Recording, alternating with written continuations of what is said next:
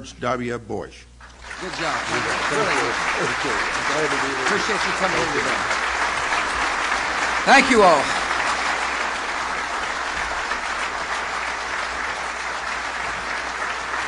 Thank you for having me. Please be seated. Thanks for the warm welcome. Thanks for the warm weather. I really am glad to be able to come and talk to you about how to make sure people have a chance to make a living. That's what we're really here to talk about. How can people put food on the table? How can communities be vibrant and grow? Chuck Grassley said, I appreciate rural America. I do, so much so that I call Crawford, Texas my home. That's rural America. I think we got about 661 people till I arrive.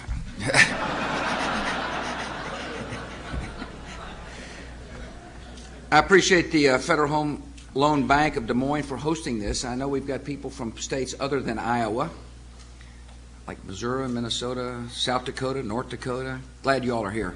Thanks for coming by and giving me a chance to visit. My attitude about rural America is, from the presidential perspective, is that if we can make the economy strong, rural America will benefit. See, it's hard to talk about the health of rural America unless the overall economy isn't growing. I mean, it's nice to have kind of visions about how to bring development to your community, but if the economy is stagnant, it's hard to get there. So what I want to do today is talk about the economy of the United States and how we can leave lasting prosperity, to make sure that you understand what I think the role of the federal government is, which is to create an environment in which the farmer and rancher can make a living, in which the small business person can realize their dreams. Because the truth of the matter is, when you really think about rural America's vitality depends upon the health of the agricultural sector. The economy of our rural America depends upon the vitality of small businesses. Sure, you get some big businesses to move into your communities, and that's good, and I'd work hard to try to recruit them if I were you. But true economic vitality, the vitality that'll last beyond just an economic spurt, is one that recognizes the importance of the entrepreneur and the farmer and the rancher. I want to thank my friend Chuck Grassley for introducing me. I've spent some quality time with Senator Grassley here in Iowa. You might remember the 2000 caucuses. He showed me a lot of the state by car. I'll never forget driving the back roads of Iowa, and Chairman Grassley, I call him the Mr. Chairman now, he's a powerful guy, so I put a fancy title to his name. The chairman says, I know that farmer there. And then you go by and say, I remember meeting that farmer there. He knew every farmer on the back roads of Iowa. No wonder he's such a popular person in this great state. He's doing a great job, by the way. I appreciate working for him. He brought some of those good Iowa values to the Congress. And Mr. Chairman, it's great to be with you, and I want to thank you for your continued leadership.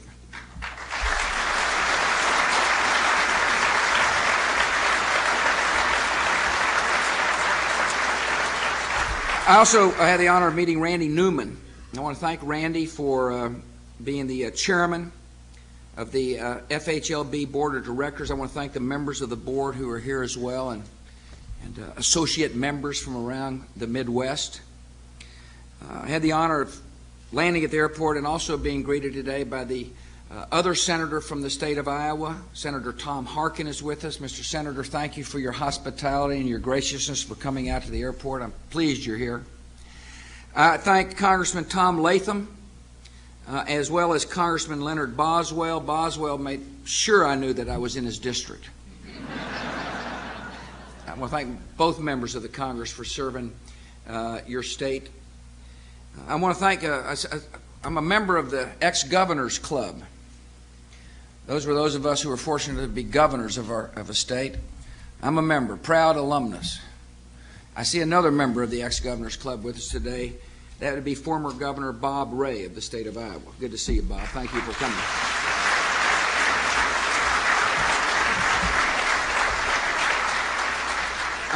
Also, when I landed, I met an interesting person named Sarah Sinliger. Sarah's right there. You don't know Sarah yet, but you're about to find out about this remarkable American. She is a 16-year-older She has volunteered over 150 hours of time. See, she's a high school junior. And she said, what can I do to make my community a better place? And instead of just asking the question, she's actually acted on the question. She has volunteered in a daycare center. She has volunteered in a library. She understands the value of mentoring. She has worked in a hospital. She's been a best buddy to a fellow student in a special education program. You know, the reason I bring up Sarah is this. There's a lot of talk about the strength of America, and we're strong. We're plenty strong. We're strong militarily. I will keep us strong militarily. We're strong economically. We need to get stronger economically. But the true strength of the country is in the hearts and souls of our citizens. See, that's the really good strength of America. You know that if you live in rural America. You know what I'm talking about. The notion of people taking time out of their lives to make their community a better place. Sarah is here because she is a soldier in the army of compassion. She's a part of the true strength of the country. She's a soul who's willing to dedicate her time to love a neighbor just like she'd like to be loved herself. My call to you as you do your work in your communities is to continue to rally that compassion, to help change America one heart, one soul, one conscience at a time. Sarah, I'm honored you're here. Thank you for setting such a fine example. And may God continue to bless your soul and your spirit.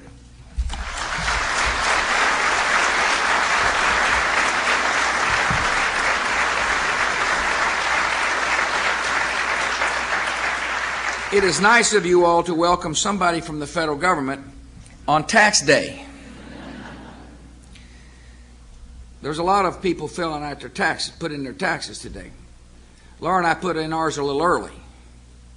See, the newspapers wanted to see what I paid. That's just part of the job. People expect that from their public servants, and I'm more than happy to participate in that aspect of public life. People also expect from their public service a wise stewardship of the taxpayers' money. People also expect that we keep the federal tax burden as low as possible. This was one of my pledges to the American people. I take that responsibility seriously. And I want to thank Senator Grassley for his help in reducing the tax burden on the American people. You know, tax day is something most people really don't look forward to. But this year it's a little better because of the tax relief we delivered. And the economy is stronger for it. I mentioned small businesses as a part of the strategy to make sure that the rural America is strong. A major component of the tax relief was aimed at our small businesses. See, most small businesses are subchapter S corporations or limited partnerships, and therefore pay tax at the individual income tax rate. And therefore, when you heard the fact that we lowered individual income taxes, I want you to think about more money in the pockets of small businesses so they can expand and hire new people. A lot of the tax relief that we passed was aimed at our seniors. By reducing the taxes on dividends, we've helped our seniors. You've got seniors living in rural America. It's good that they have a little more money in their pocket.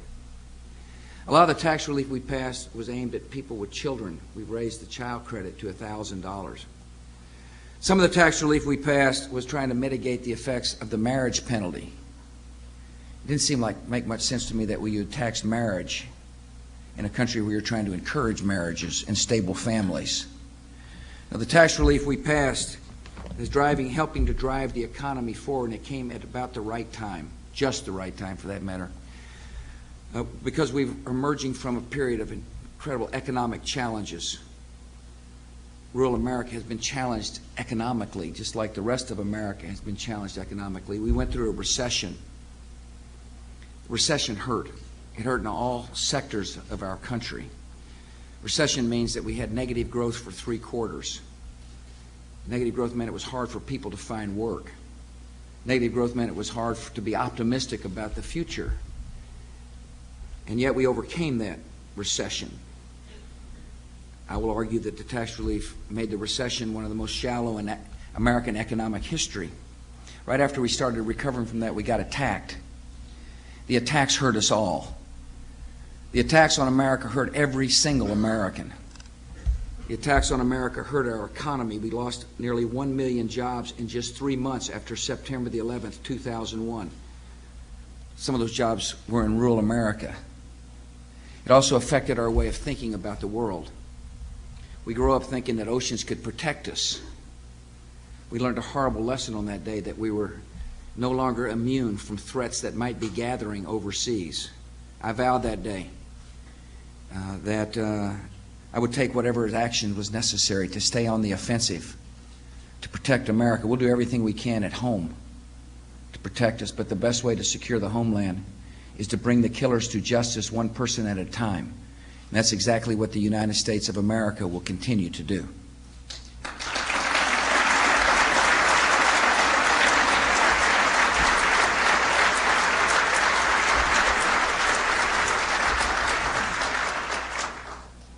We're a tough country and a compassionate country. We refuse to be intimidated by the terrorists. It took us a while to kind of figure out what was going on, but when we figured it out, this country started moving forward again. See, the people of this country are resolute and they're strong. No matter whether you live in urban America or rural America, there's a wonderful strength in the fiber of the people of America. Then we found out another challenge to our economy, and that is there were some people that forgot to be responsible citizens and didn't tell the truth. They were CEOs that betrayed the trust. And that affected us, really did when you think about it. It created a challenge that we had to overcome. I appreciate the members of Congress from both political parties working together to pass good reforms that made it very clear that this country will not tolerate dishonesty in the boardrooms of America.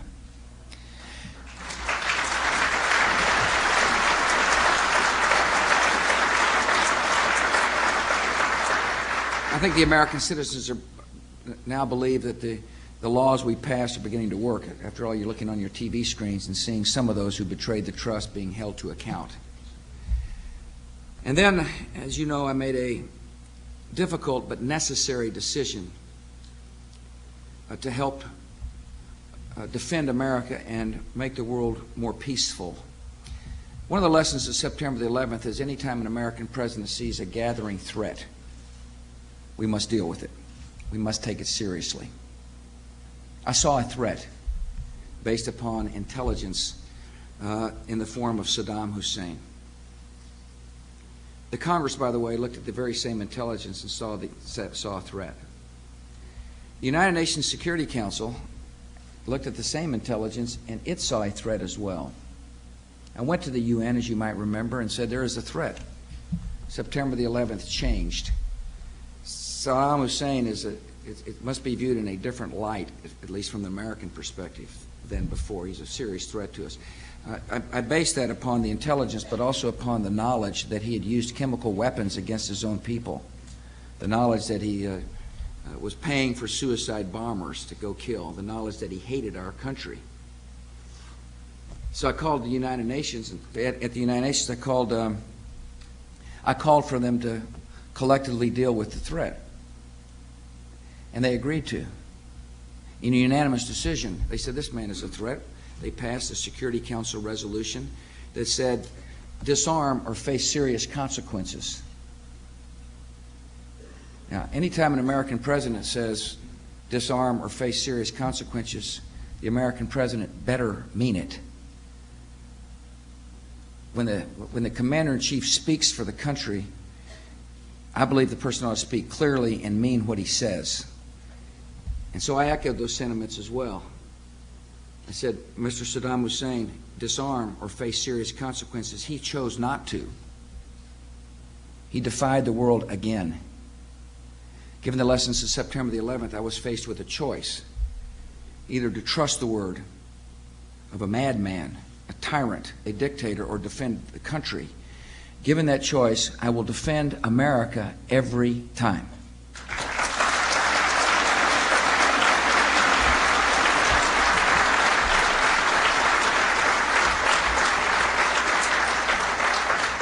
That decision created an economic hurdle that we had to cross, because marching to war is not conducive for economic growth and vitality. the lenders who are here know what I mean. I mean, it's kind of hard to lend into an environment when you know the country is preparing for war. War's negative, not positive. We're now marching to peace. But that march is tough. It's hard work. These last weeks have been tough weeks for America. We've encountered, I say we, it's not American forces, it's coalition forces, and innocent Iraqi citizens, by the way, have encountered serious violence in parts of Iraq. Different factions, former Saddam loyalists, some foreign fighters, Sadr, who's a radical cleric, and his gangs have a common goal. They want to stop the march to democracy in Iraq. The idea of a free society really bothers them. Freedom is something they can't stand. And they want to run us out of Iraq. That's what they want to do. We're not going to be run out of Iraq. We're not going to let a ruthless power grab affect that which is important. See, it's in our national interest that Iraq be free and peaceful. It's in our national interests, the long-term interests of this country, that right in the heart of the Middle East, there be a free society, one that'll help spread hope and opportunity. See, I believe free societies are peaceful societies. I also am motivated by this American value that says freedom is not our gift to the world. Freedom is the Almighty's gift to every man and woman in this world. That's what I believe. And I believe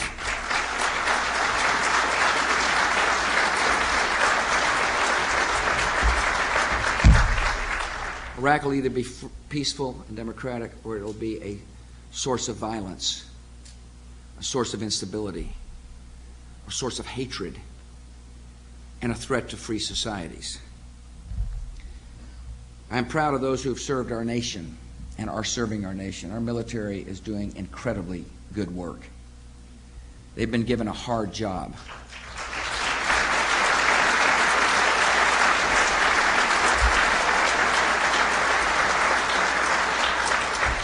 They've been given a tough job, and they're performing brilliantly. See, the transition from torture chambers and rape rooms and mass graves and fear of authority is a tough transition. And they're doing the good work of keeping this country stabilized as a political process unfolds. We saw yesterday Mr. Brahimi from the United Nations begin to lay out the specific strategy necessary to first pass sovereignty and then eventually put a constitution in place and then free elections in Iraq. We're moving toward democracy, but the situation on the ground, I readily concede, is tough work. We got good people there working it. And some have paid the highest price of all. Some of the people there in Iraq have made the ultimate sacrifice on behalf of a more stable and peaceful world. Tom Latham told me about coming from the funeral of Marine Lance Corporal Ben Carman from Jefferson, Iowa. My deepest sympathies go to the Carman family. I know how incredibly difficult it is for them to put their loved one into the ground. Ben Carman's father said this. He said he knew that America was in danger. He talking about his son. The dad talking about his son said he knew that America was in danger, and it was time for guys like him to step up to the plate. That's what his dad said about his courageous son. Mr. Carman must know that our prayers are with him and with those of others who have lost a loved one in Iraq, and that the mission that his son was on was a noble and important mission for peace and freedom and for the security of America. And we will stay the course in Iraq so that his son did not die in vain.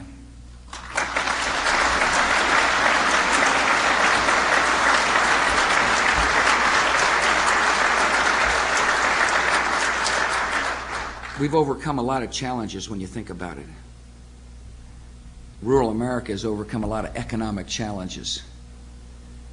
3 short years we've been through a recession. by the way, a stock market correction. That affected people in rural America. We've been through an attack on our country, a national emergency. We've been through corporate scandals. We're making the world more peaceful and secure. Those are challenges that are hard for any economy to overcome, but this is America.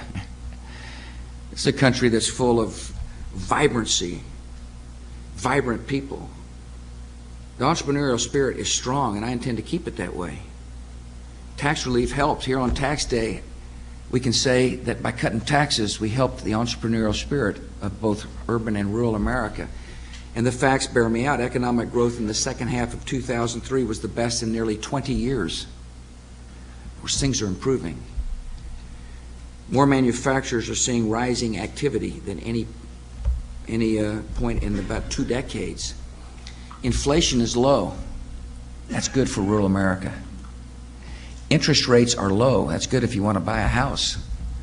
Home ownership is at the highest rate ever. That's a proud statistic for America to hold up. You know why? Because we want more people owning their own home. An ownership society is a positive society.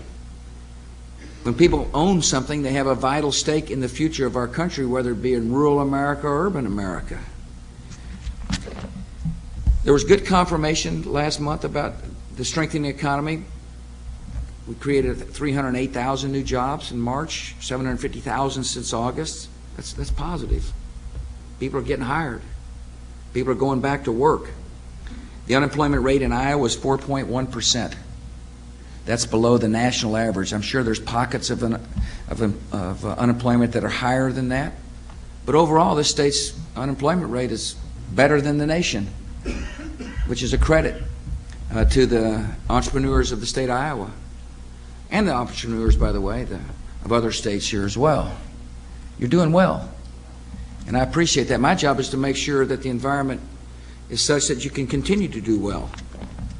You see, I'm interested in lasting prosperity. I want prosperity to be achieved in the out years. And there is some uncertainty. I mean, look, people are worried about finding work. Their families wonder whether or not their loved one can find a job close to home, because this is a changing economy. It's just different. Some things don't change. We need farmers out there planting the field, although agriculture is different from 30 years ago. We need our ranchers feeling good about things. We need to make sure, though, that this is the best place in the world to do business. If you're really interested in making sure that people can find work at home, America's got to be the best place to do business. The environment has got to be a good place for people to make a living. That's what I'm telling you. And the first way to do so is to make sure our legal system is balanced and fair. You know, too many lawsuits run up the cost of doing business in America. The kind of frivolous lawsuits are really hard on small businesses. And we need good legal reform. And Congress has got a responsibility, like on class action legal reforms. We need to get it out of Congress. We need to send a message that we'll have a fair and equitable legal system, not one that is full of frivolous and junk lawsuits that make it hard for people to find work. We need less regulations. We're working on regulatory relief at the administrative branch. Congress needs to work on regulatory relief, too, in the laws they pass.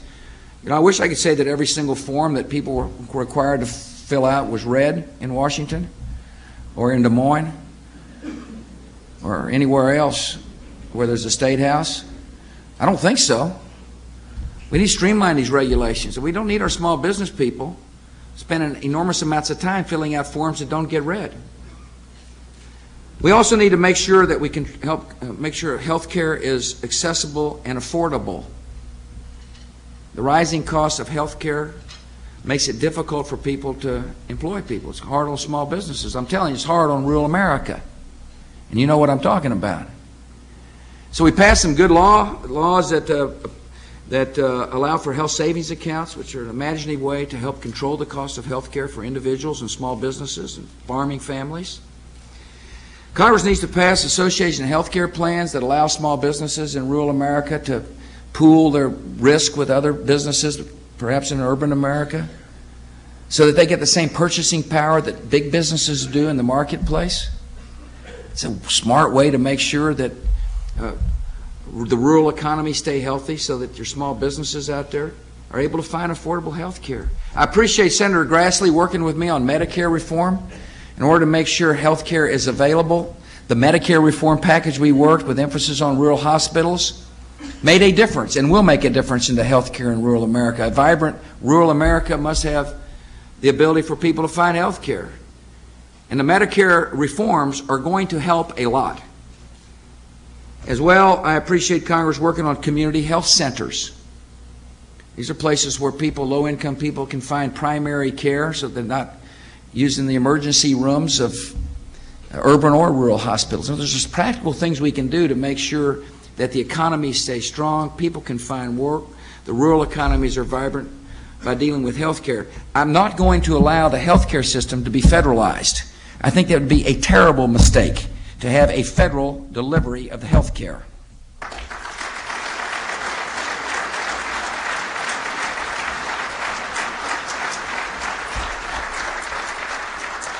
We need to make sure we maintain spending discipline in Washington. One way to make sure the economy, the overall economy grows, is there to be wise expenditure of people's money. It's always a battle, of course. Every idea is a good idea. Every idea requires more money. I've submitted my budget, which reduces the deficit in half by 5 years without raising taxes on the American people. It's going to require some discipline, spending discipline. Fortunately, I was represented by Congressman Jim Nussle of the Budget Committee. And so we'll have an interesting battle in this election year about keeping spending down. But I think if the will is right, we can. We can meet our priorities, make sure our soldiers get what they want, make sure the homeland is defended without busting the budget. To make sure the economy continues to grow and rural America is healthy, we need an energy plan. We need to get sound energy legislation to my desk. If you're a business person thinking about hiring somebody or wanting to start a business and you're worried about getting electricity, you're not going to start your business. If you're somebody who's a manufacturer in the state of Iowa or Missouri, Minnesota, or the Dakotas, and your energy supplies are disrupted, your price of natural gas goes too high, are you worried about the reliability of electricity, you're not going to be in a mood to expand your business. We're hooked on foreign sources of energy right now. The country needs to change its attitude. Of course, we've got to encourage conservation. That's important. And use new technologies. In my judgment, we ought to open up, lands for exploration for natural gas. We can do so in an environmentally friendly way to make us less dependent on foreign sources of energy. We need to continue to promote clean coal technology so we become less dependent on foreign sources of energy. We need to use that which we grow right here in places like Iowa to make us less dependent on foreign sources of energy. That's why I've worked with the Senator on ethanol, which I think is an important ingredient, an important part of making sure that we have a modern energy plan as we go into the 21st century. Let's grow it instead of depending on foreign sources to provide it.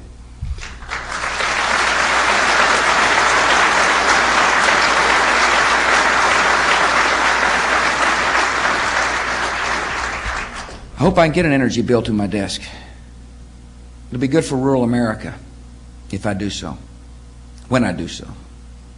Let me be optimistic. Another thing that's important for rural America is to be confident in our trade policy. There's a lot of talk about economic isolationism in Washington right now. That means throwing up barriers to trade. That will be bad for rural America. It's not going to happen on my watch. I will resist that mightily because I believe that when you're good at something, you ought to promote it. We're really good at growing things, and we ought to be selling things that we grow everywhere around the world. We're 5% of the world's population. Why don't we sell to the other 95% as opposed to walling ourselves off? Good economic development policy in rural America depends upon our ability to open up markets for products made in rural America, products grown in rural America. I'll tell you something really interesting. First, let me take a step back. Many presidents of both parties have made the decision that America's markets should be open. That's good for the consumers. When you have more choices to make, it's generally good for consumers. Helps with price The more competition there is for your demand, the better selections you will have at a better price. That's just how the markets work. In return, countries haven't reciprocated. They haven't opened up their markets as generously as we've opened up ours. And so the choice we have to make is, do we retaliate by closing ours, and therefore they keep theirs closed, or do we work to open up other markets? I've chosen the latter route. See, just treat us the way we treat you is my message when it comes to foreign trade. Our markets are open for you. You open up our markets to your consumers, your markets to our products. And it's beginning to work. And if you ask any farmer, they know what I'm talking about, because farm income is at a record level in 2003, much of it thanks to the ability for our farmers to export into other markets. And it's important to keep those markets open. It's important to make sure that we're confident about our trade policy, not pessimistic, not willing to fall prey to the false hopes of economic isolationism. Economic isolationism will hurt rural America, and it's not going to happen. The exact same way we treat them. The interesting thing that happened last month is that America hit an all-time record for exports, and that's positive news. Positive news throughout the country. The reason why, you know why? It's because we produce the best products. When it says made in the USA, they're the best.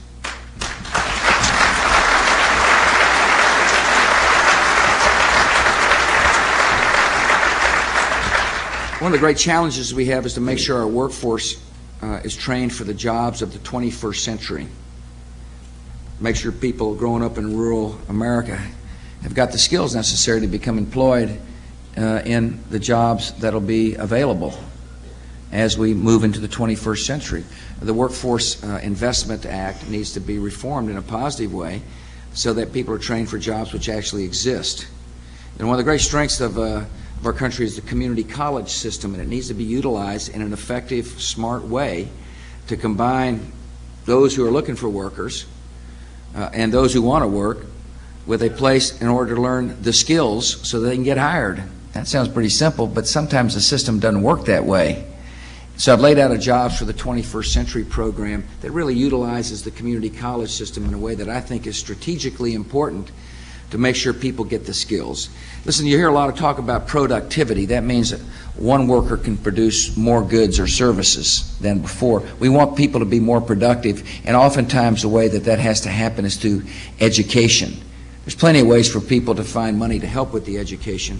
We just want to make sure our workforce training programs are applicable to the 21st century. As well, we got to make sure you get it right early in the public school system. I mean, you can talk about all you want about productivity in workers, but if people can't read, it's a steep hill to climb.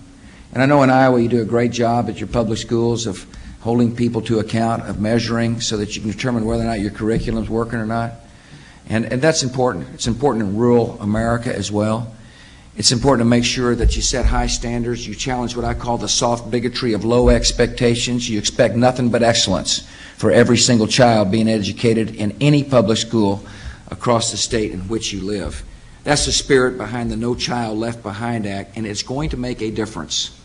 People are learning to read and write and add and subtract.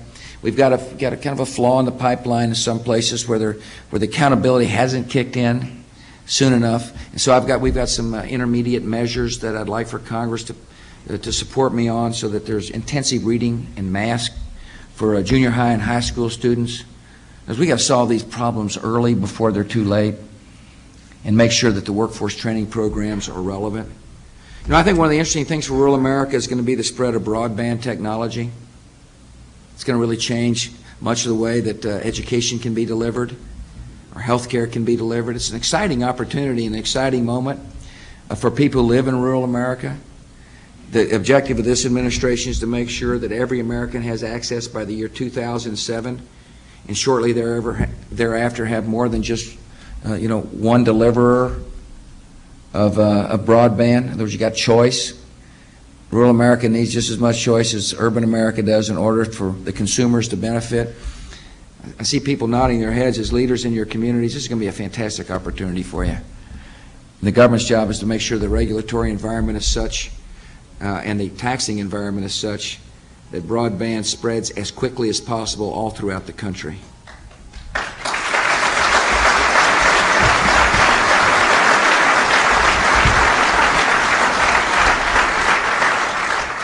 We'll talk about one other way to make sure the economic environment in both urban and rural America remains conducive to job growth and vitality, and that is the tax code's got to be fair. And in my budget, I proposed a 10.7% increase to make sure that tax cheaters are found. Make sure the IRS gets after those who don't pay taxes. Make sure that the system is fair for those of us who do pay taxes. We want everybody paying their fair share. If I won't pay it, I want somebody else to pay it too if they're obligated to pay. And that's why we expect the IRS to be tough, and they need the resources necessarily to do so, and we'll provide it. The other thing we need on the tax code is there needs to be certainty in the tax code. If you're a job creator and you're worried about what the tax code will look like next year, it creates uncertainty. See, it's the worry about whether the environment in which you'll be taxed it creates enough uncertainty so that there's a lack of confidence about expanding the job base. You know, a small business owner needs to know with certainty what the code will look like. That's not the way the tax code has been structured. The tax relief that we talked about, is scheduled to go away. I can't explain it very well, but that's just the way it happens. Or tax relief today and not tax relief tomorrow. And we need to do something about it because there needs to be certainty in the code. For example, the child credit will go down next year unless Congress makes the tax relief permanent. That means if you've got a child, you're going to pay a tax increase. That's what that means. The marriage penalty will go up.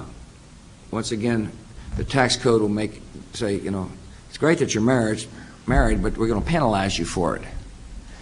The 10% bracket, which has helped millions of low-income families, will fade away.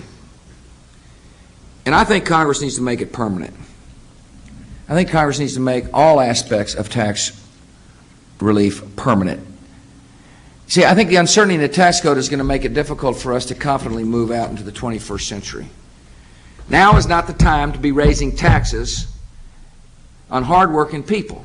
With this economy growing strong and getting stronger, we don't need to raise the tax burden.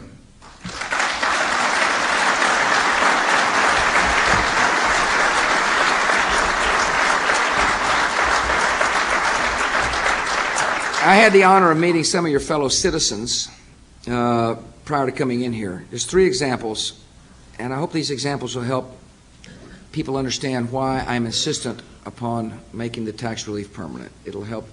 You see, I fully understand that when those of us in office we talk about numbers, and we talk about this, and we talk about that, and that theory, and this theory. The best thing to do is talk about how it affects the tax relief affects people's lives. Ted Stewart is with us.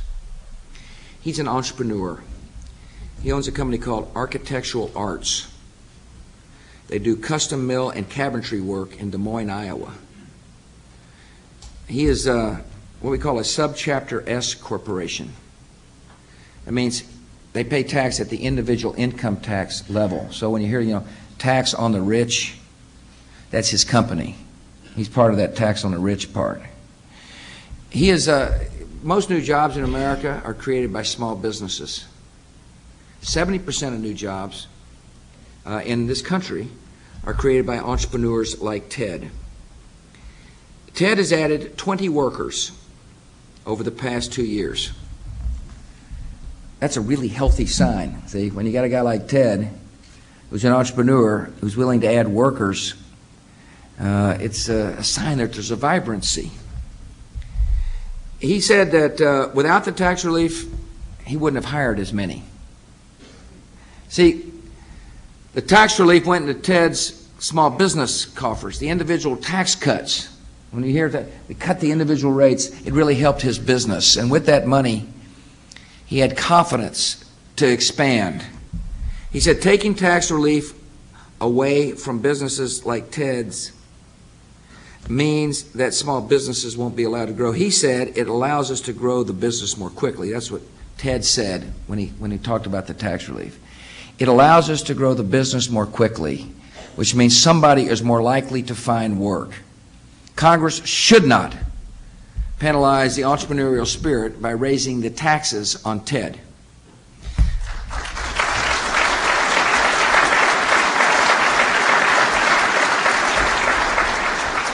The Chenoweths are with us, Rob and Marcy, and 2 of their 4 children. Wherever they are. There they are. I can see them smiling. I promised the youngest son there that I wouldn't speak too long. I've already broken the promise, I guess.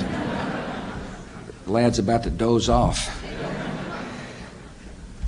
The Chenoweths saved $2,700 on their taxes this year because of the child credit increase. That's a lot of money for a family of 4. A young family of 4 can use $2,700. It helps them a lot. He said it helped pay for auto bills. The family of 4, you better have an automobile that can run.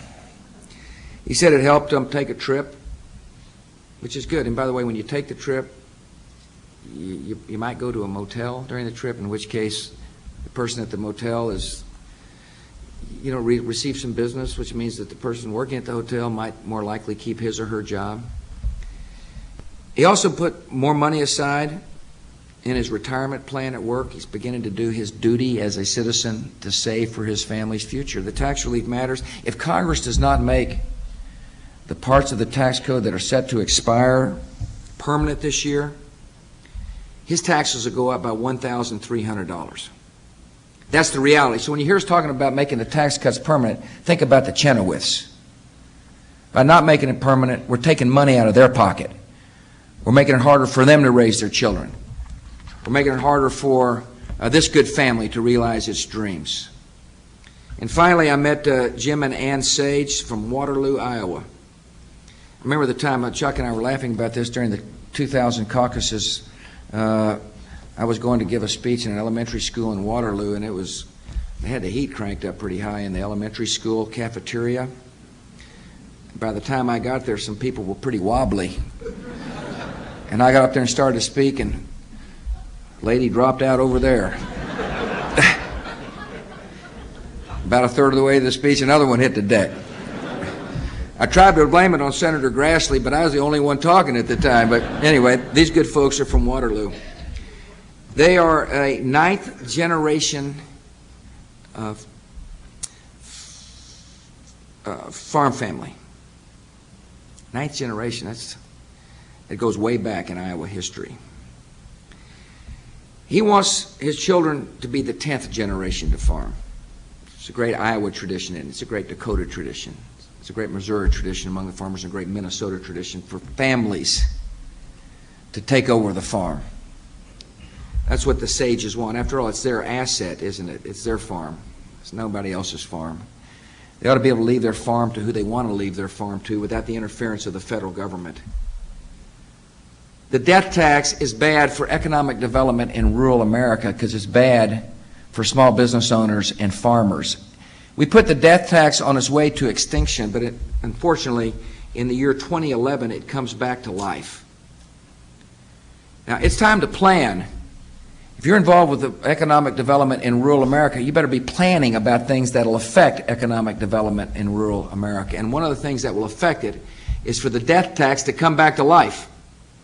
It makes no sense for the federal government to tax a person's assets twice, once when they're living and making money, and after they depart.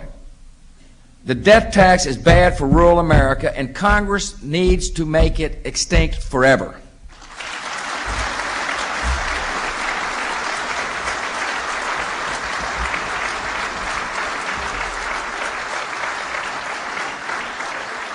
I want to thank the 3 folks for joining us here and letting me use their stories as examples of what will happen.